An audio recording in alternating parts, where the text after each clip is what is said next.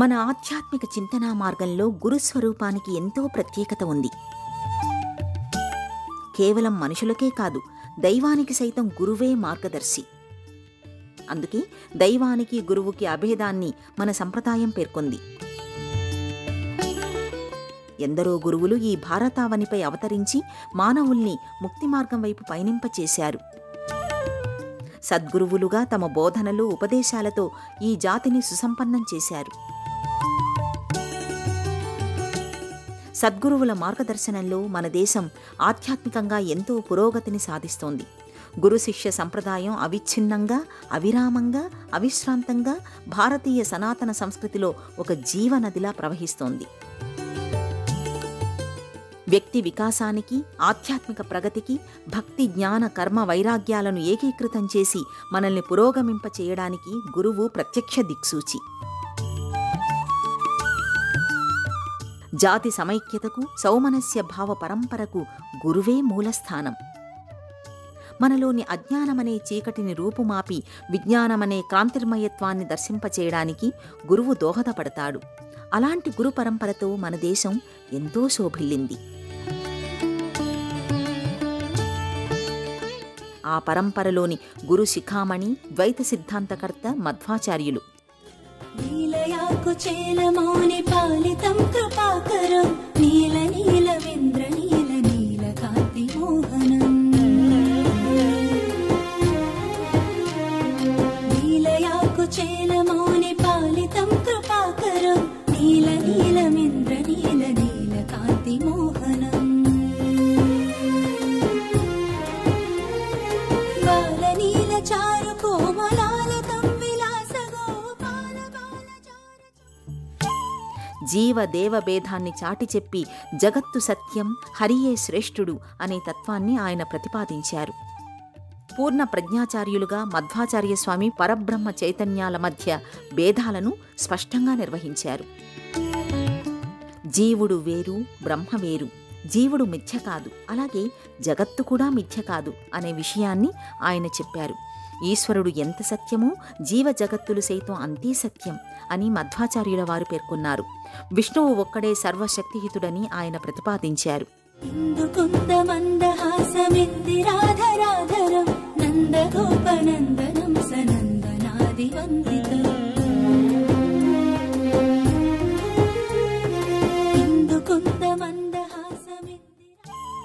దేశంలో వైష్ణవ మత వ్యాప్తికి, ముఖ్యంగా శ్రీకృష్ణ భక్తితత్వాన్ని ఆయన విస్తృతంగా ప్రచారం చేశారు. మధ్వ సంప్రదాయాన్ని మాధ్యమంగా చేసుకుని ఆయన చేసిన ఆధ్యాత్మిక సేవ నిరుపమానమైనది.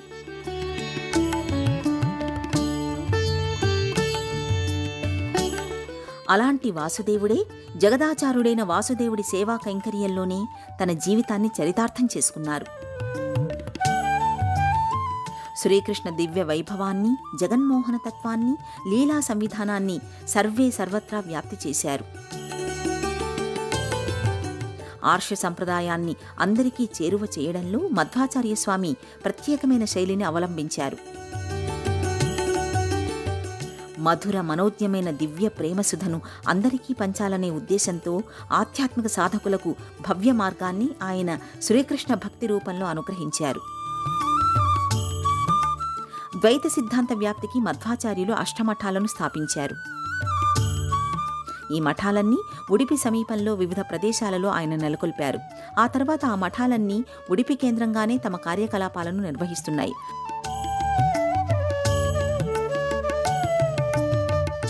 పదమూడవ శతాబ్దంలో మధ్వాచార్య స్వామి నెలకొల్పిన అష్టమఠాలలో శ్రీకృష్ణాపురం మఠం కూడా ఒకటి. మంజు కంజ పత్ర నేత్ర రాజితం విరాజితం గోపాల బాల జార చోర బాలకృష్ణమాశ్రయే బాలకృష్ణమాశ్రయే.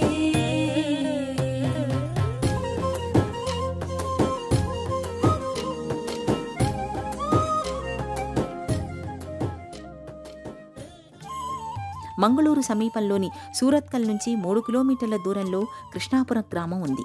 అక్కడ మొదటగా మధ్వాచార్యులు ఈ మఠాన్ని స్థాపించి కాళీయమర్దన శ్రీకృష్ణస్వామి విగ్రహాన్ని అక్కడ అనుగ్రహించారు.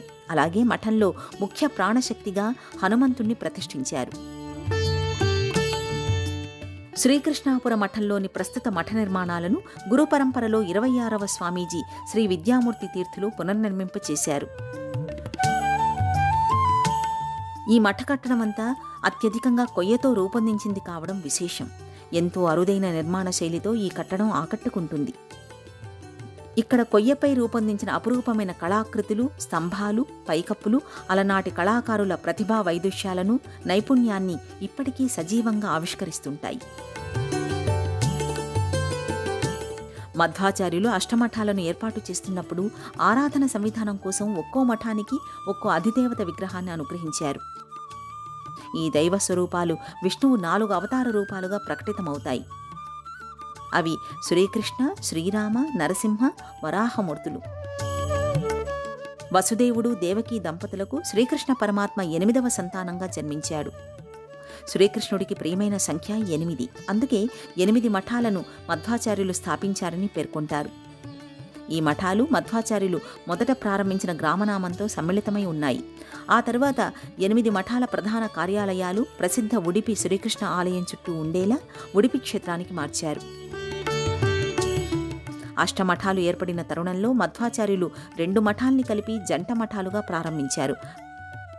పలిమారు, అదమారు, కృష్ణపుర, పుతిగే, సిరూర్, సోదే, కానియూర్, పెషావర్ ఇలా 2 మఠాలను అనుసంధానం చేశారు. ఈ మఠాలలో ప్రతి జతను ద్వంద్వ అంటారు. ప్రస్తుత పర్యాయ అధినేత తన బాధ్యతలను సజావుగా నిర్వర్తించడంలో అనుకోని ఇబ్బందులు ఎదురైతే ద్వంద్వ మఠానికి చెందిన మరో స్వామీజీ ఆ బాధ్యతలను స్వీకరిస్తారు. ఎంతో ముందుచూపు, ఎంతో దార్శనికతతో మధ్వాచార్యులు ఈ ద్వంద్వ పద్ధతిలో విలక్షణ సంప్రదాయాన్ని ఏర్పాటు చేశారు. ఉడుప అంటే చంద్రుడు అని అర్థం. తన మామగారైన దక్షుడి శాపానికి గురైన చంద్రుడు శాప విముక్తి కోసం ఉడిపిలోని పుష్కరిణి వద్ద తపస్సు చేసినట్లు స్థలపురాణం చెబుతోంది. చంద్రమౌళీశ్వరుడి అనుగ్రహం కోసం తపస్సు చేసి చంద్రుడు శాప విముక్తుడైన ప్రదేశం కాబట్టి ఈ ప్రదేశానికి ఉడుప అనే పేరు వచ్చింది. కాలక్రమంలో ఉడుప అనే పదం ఉడిపిగా మారింది. శ్రీకృష్ణాపుర మఠంలో కాళీయమర్దన శ్రీకృష్ణుడి విగ్రహం ఎంతగానో ఆకట్టుకుంటుంది. చతుర్బాహుడైన శ్రీకృష్ణమూర్తి దివ్యమంగళ విగ్రహం మనోజ్ఞంగా మురిపింపచేస్తుంది. శంకుచక్రాలను 2 చేతుల్లో ధరించి ఓ చేతిని నృత్యభంగిమలో ప్రకటిస్తూ మరో చేతిలో కాళీయ సర్పం తోకను శ్రీకృష్ణ భగవానుడు పట్టుకున్న రీతిలో గోచరమవుతాడు. కృష్ణాపుర మఠ గురు పరంపరకు శ్రీ జనార్దన తీర్థస్వామి ఆద్యులు. ఆయన ఈ మఠానికి తొలి పీఠాధిపతి. మధ్వాచార్యుల వారికి జనార్దన తీర్థస్వామి ప్రత్యక్ష శిష్యుడు. ప్రస్తుతం శ్రీ విద్యాసాగర తీర్థస్వామి మఠాధిపత్యాన్ని వహిస్తున్నారు. 2022 సంవత్సరం జనవరిలో ఆయన 4వసారి ఉడిపి శ్రీకృష్ణుడికి పర్యాయ అభిషేకం చేశారు. 2024 జనవరిలో శ్రీకృష్ణస్వామికి పూజా కైంకర్యాలు, అభిషేకాలు నిర్వహించి తమ 2 ఏళ్ల పర్యాయ కాలాన్ని పూర్తి చేసుకున్నారు.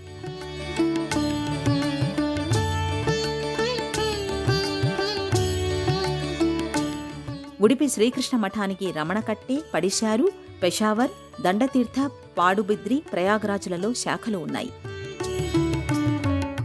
మధ్వాచార్యులు స్థాపించిన అష్టమఠాల పరంపరలో ఈ మఠం ప్రధానమైనది.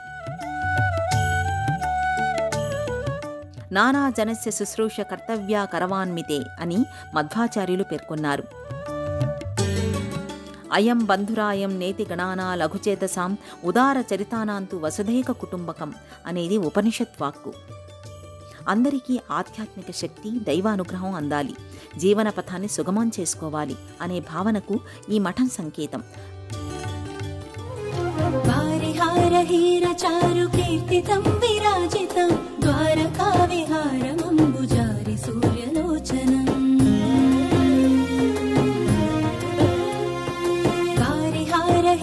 చారు కీర్తితం విరాజితం ద్వారకా విహారమంబుజారి సూర్యలోచనం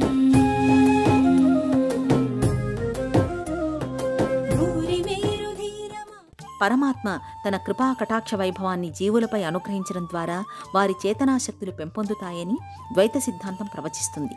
దైవానుగ్రహం అనేది ఏ ఒక్కరి సొత్తు కాదు, అది అందరూ ప్రయత్నపూర్వకంగా పొందవచ్చు అని మధ్వాచార్యులు పేర్కొన్నారు. కుల, మత, జాతి, లింగ, వయోభేదాలు లేకుండా అన్ని వర్గాల వారి అభ్యున్నతిని, శ్రేయస్సుని ఈ మఠం ఆకాంక్షించాలి అని మధ్వాచార్యులు ప్రతిపాదించారు. అందుకనుగుణంగా మార్గనిర్దేశనం చేశారు. విద్యావాన్ లభతే జ్ఞానం అంటారు. విద్యాశక్తి, జ్ఞానశుద్ధి ద్వారా ఆధ్యాత్మిక లబ్ధిని పొందవచ్చు అని ద్వైత సిద్ధాంతం ప్రకటించింది. శ్రీ విద్యాసాగర తీర్థస్వామి 1958వ సంవత్సరం మార్చి 15న జన్మించారు. జనార్దన తీర్థస్వామి పరంపరలో శ్రీ విద్యాసాగర తీర్థస్వామి 34వ పీఠాధిపతులు.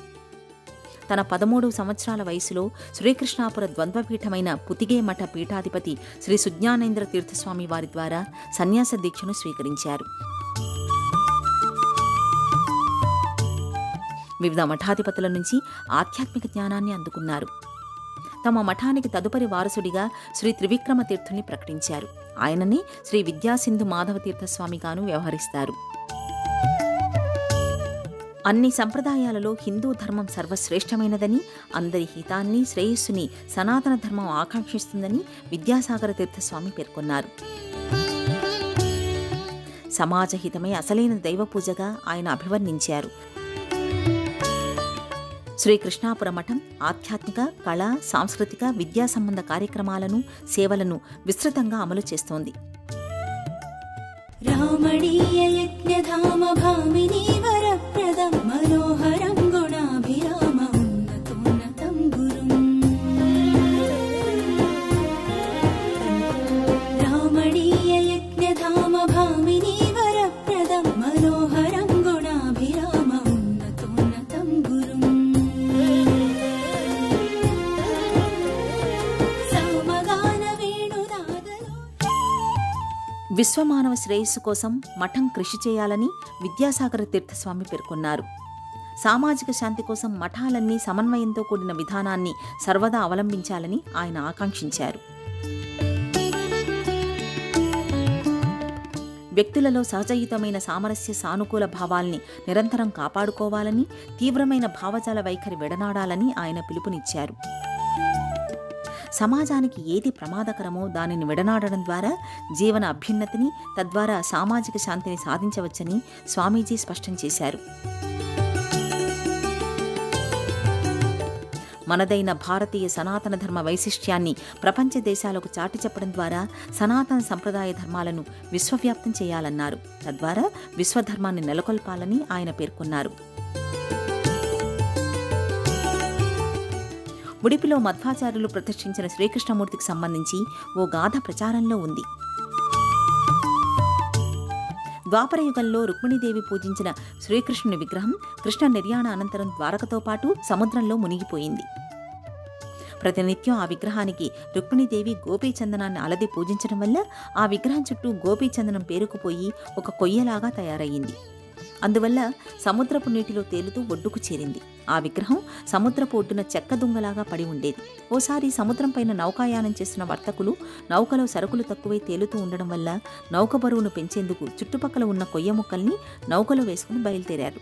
అందులో ఆ విగ్రహం కూడా ఉంది. సరిగ్గా ఉడిపి ప్రాంతానికి చేరుకునే సమయానికి సముద్రంలో పెద్ద అలజడి ప్రారంభమైంది. భారీ తుపాను మొదలైంది. ఆ సందర్భంలో సముద్ర తీరంలో ధ్యాన నిమగ్నులైన మధ్వాచార్యులు నౌక పరిస్థితిని గమనించి తన భుజంపై ఉన్న అంగవస్త్రాన్ని తీసుకుని గాలిలో సంకేతంగా ఊపారు. కొద్దిసేపటికి తుపాను శాంతించింది. నౌక ఒడ్డుకు చేరింది. మధ్వాచార్య స్వామి పట్ల భక్తితో వ్యాపారులు ఏదైనా కానుకను స్వీకరించమని కోరుకున్నారు. వారి అభ్యర్థనను మన్నించి నౌకలో ఓ మూలపడి ఉన్న కొయ్య ముక్కను స్వీకరించారు. ఆ కొయ్య ముక్కను సముద్రపు నీటిలో ప్రక్షాళన చేయగా బాలకృష్ణుడి దివ్యమంగళ విగ్రహం బయటపడింది. ఆ విగ్రహాన్ని మధ్వాచార్యులు ఉడిపిలో ప్రతిష్ఠించి ఉడిపి కృష్ణ మఠంతో పాటు మరో 7 మఠాలను స్థాపించారు.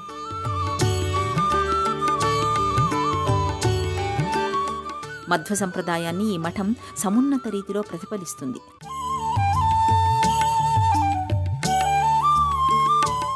అష్టమఠాల గురు పరంపరలోని ఆచార్యులు 2 ఏళ్లకొకసారి శ్రీకృష్ణుడి పూజా కైంకర్య భాగ్యాన్ని స్వీకరించే వేడుకగా పర్యాయ ఉత్సవాన్ని నిర్వహిస్తారు.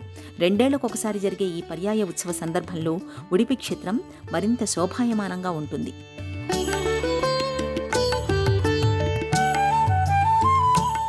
ఉడిపి శ్రీకృష్ణుడి రథం తిరిగే మాడవీధులను స్థానికంగా రథవీధి అంటారు.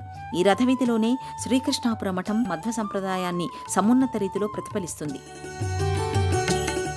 అష్టమఠాల గురు పరంపరలోని ఆచార్యులు 2 ఏళ్లకొకసారి శ్రీకృష్ణుడి పూజా కైంకర్య భాగ్యాన్ని స్వీకరించే వేడుకగా పర్యాయ ఉత్సవాన్ని నిర్వహిస్తారు. 2 ఏళ్లకొకసారి జరిగే ఈ పర్యాయ ఉత్సవ సందర్భంలో ఉడిపి క్షేత్రం మరింత శోభాయమానంగా ఉంటుంది. పూర్వం ఒక్కో పీఠాధిపతి 2 నెలల పాటు స్వామివారి ఉత్సవాది సమస్త పూజాధికాలను నిర్వహించే విధంగా పర్యాయ కట్టడిని విధించారు. అయితే కాలక్రమంలో ఆ కట్టడి 2 నెలల నుంచి 2 సంవత్సరాలుగా మారింది. ప్రతి 2 ఏళ్లకొకసారి పర్యాయ ఉత్సవాన్ని నిర్వహించి శ్రీకృష్ణస్వామి అర్చన బాధ్యతలను ఆయా మఠాధిపతులు స్వీకరిస్తుంటారు. 2 ఏళ్ల పాటు నిర్వర్తించే పీఠాధిపతికి మళ్లీ 14 సంవత్సరాల తర్వాత ఆ పూజా కైంకర్య భాగ్యం లభిస్తుంది. అందుకే పర్యాయ ఉత్సవాన్ని ప్రతి మఠం వేడుకగా నిర్వహిస్తుంది. ఉత్సవం రోజున ఆలయానికి 12 కిలోమీటర్ల దూరంలోని దండతీర్థంలో పీఠాధిపతి పుణ్యస్నానాన్ని ఆచరిస్తారు. అక్కడి నుంచి మంగళవాద్యాలతో ఆలయానికి తరలివస్తారు. మధ్వాచార్యులు ఉడిపిలోని మధ్వమఠాన్ని స్థాపించి అక్కడే నివసిస్తూ ఉండేవారు. ఆయన తన తర్వాత మధ్వ సిద్ధాంతాన్ని పరిరక్షించి ప్రచారం చేయడానికి 8 మంది శిష్యులను ఎంపిక చేసుకుని వారికి సన్యాస దీక్ష ఇచ్చారు. ఆ 8 మంది శిష్యులు ఉడిపి శ్రీకృష్ణాలయం చుట్టూ 8 మఠాల బాధ్యతల్ని పర్యవేక్షించారు. తమ మఠాలలో ఒక్కో మఠంలో ఒక్కొక్క కృష్ణుడి ప్రతిమను ప్రతిష్ఠించి పూజలు నిర్వహిస్తుండేవారు. ఆ సంవిధానంలో శ్రీకృష్ణాపుర మఠానికి కాళీయమర్దన శ్రీకృష్ణుని విగ్రహం లభించింది. మధ్వ సంప్రదాయానికి కేంద్ర బిందువుగా ఉడిపి ఆవిష్కారమయ్యింది. ఆధ్యాత్మిక చింతనల ద్వారా శాంతి సామరస్యాలను పెంపొందించడం, వేదాధ్యయనం, వేద విద్య వ్యాప్తి ద్వారా ధర్మ పరిరక్షణకు శ్రీకృష్ణాపుర మఠం పునరంకితమవుతోంది. మధ్వాచార్యులు స్థాపించిన ద్వైత సంప్రదాయ వైభవాన్ని కొనసాగిస్తూ ఉడిపి శ్రీకృష్ణాపుర మఠం విశేష కృషి చేస్తోంది. శ్రీమద్ జగద్గురు శ్రీమాన్ మధ్వాచార్య మూల మహాసంస్థాన శ్రీకృష్ణాపుర మఠం అని ఈ మఠాన్ని ప్రస్తావిస్తారు. మధ్వాచార్యులు స్థాపించిన సంప్రదాయాలకు, ఆచారాలకు అనుగుణంగా ఈ మఠం వ్యవహరిస్తోంది. మధ్వాచార్యుల అభిలాషకు, అనుగ్రహానికి అనుగుణంగా ఈ మఠం తన నైమిత్తిక కార్యక్రమాలను కొనసాగిస్తోంది.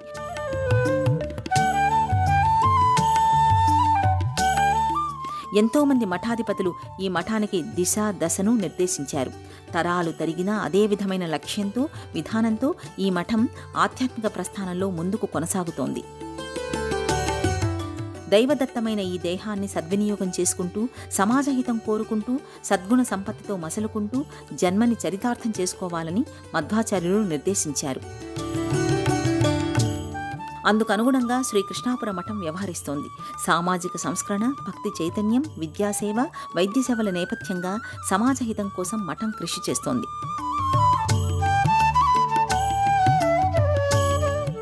సనాతన ధర్మం కోసం అహరహం శ్రమిస్తూ ఆధ్యాత్మిక జగత్తులో తనకంటూ ప్రత్యేక స్థానాన్ని ఆపాదించుకుంటూ క్రియాశీలకత్వంతో శ్రీకృష్ణాపుర మఠం ప్రగతిశీలకంగా ముందడుగు వేస్తోంది.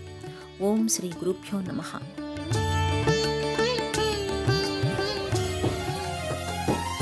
వైరవాభిరామ మంగళామృతం సదా గోపాల బాలచార చోర బాలకృష్ణమాశ్రయే బాలకృష్ణమాశ్రయే బాలకృష్ణ పుణ్యనామలాలితం సుభాష్టకం ఏ పఠంతి సాత్వికోత్తమా సదా ముదాచ్యుతం. ఈ కార్యక్రమాన్ని తిరిగి చూడాలనుకుంటే www.youtube.com/@ETV Life Spiritual లో చూడవచ్చు.